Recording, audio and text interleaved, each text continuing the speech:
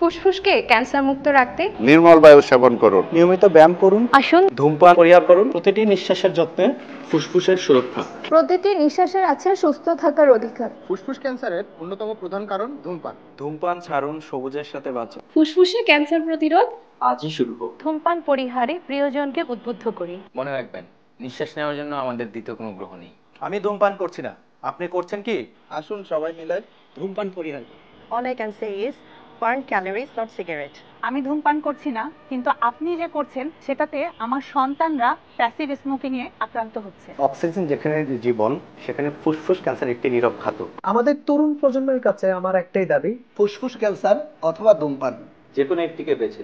একটি সিগারেট আপনার জীবন থেকে কেড়ে নেয় প্রায় 7 মিনিট। নিয়মিত ব্যায়াম ফুসফুসের কার্যকারিতা বাড়ায়, বয়স বৃদ্ধির সাথে সাথে ফুসফুস ক্যান্সারের ঝুঁকি বাড়ে। ফুসফুস ক্যান্সারের বিরুদ্ধে লড়াই করি আপন পথে, ধূমপান পরিহার করবে। নিজে সুস্থ থাকুন, অন্যকেও সুস্থ রাখুন। ধূমপান স্বাস্থ্যের জন্য ক্ষতিকর। ফুসফুস বাঁচান, ভবিষ্যৎ করুন। ধূমপান পরিহার করুন, সুস্থ থাকুন।